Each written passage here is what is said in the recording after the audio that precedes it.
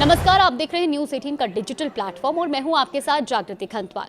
तो भारत समेत दुनिया भर के बाजारों के लिए एक बड़ी राहत की खबर सामने आई है, क्योंकि अंतर्राष्ट्रीय बाजार में कच्चे तेल की कीमतें गिरकर $80 प्रति बैरल के महत्वपूर्ण और मनोवैज्ञानिक स्तर पर नीचे आ गई हैं। अमेरिका और ईरान के बीच शांति समझौता होने और हॉर्मुज स्ट्रेट के फिर से खुलने के बाद तेल बाजार में ये नरमी देखने को मिली है।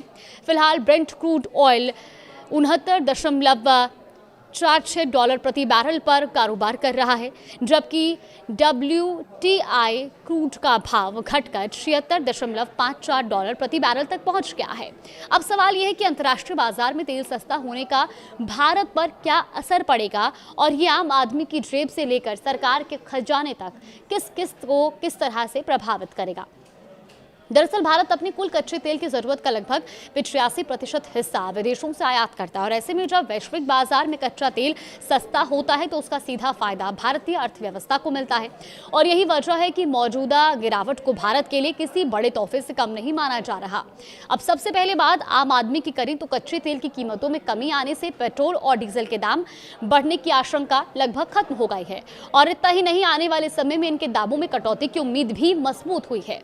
ईंधन की कीमतें सिर्फ वाहनों तक सीमित नहीं होती। जब पेट्रोल और डीजल महंगे होते हैं तो परिवहन और माल भाड़े की लागत भी बढ़ जाती है और इसका असर सीधे बाजार में बिकने वाले फल, सब्जियां और रोजमर्रा की जरूरतों की चीजों की कीमतों पर पड़ता है।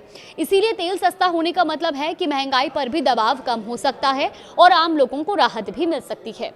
अब इसके अलावा भारत को तेल खरीदने के लिए बड़ी मात्रा में डॉलर खर्च करने पड़ते हैं, लेकिन जब कच्चा तेल सस्ता होता है तो आयात बिल कम हो जाता है और डॉलर की मांग भी घटती है। इससे भारतीय रुपए को स्थिरता और मजबूती मिलने की उम्मीद बढ़ जाती है।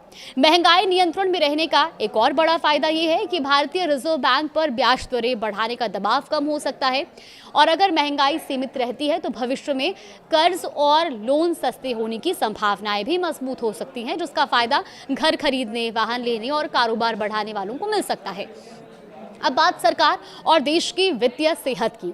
देखिए, कच्चे तेल का $80 प्रति बैरल से नीचे आना सरकार के लिए और बजट के लिए किसी बूस्टर डोज से कम नहीं माना जा रहा।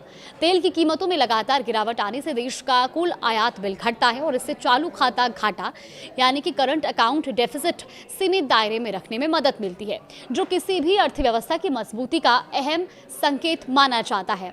इसके साथ ही कच्चे तेल की ऊंची कीमतें रसोई गैस और उर्वरकों पर सरकार की सब्सिडी का बोझ बढ़ा देती है, लेकिन तेल सस्ता होने से सरकार पर पड़ने वाला ये वित्तीय दबाव कम होगा।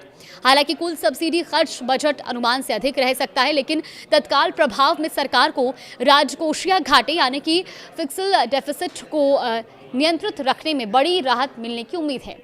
और अब नजर डालते हैं शेयर बाजार पर। देखिए, कच्चे तेल की कीमतों में गिरावट शेयर बाजार के लिए भी सकारात्मक संकेत मानी जाती है और कई कंपनियों और सेक्टरों के शेयरों पर इसका सीधा असर भी देखने को मिल सकता है।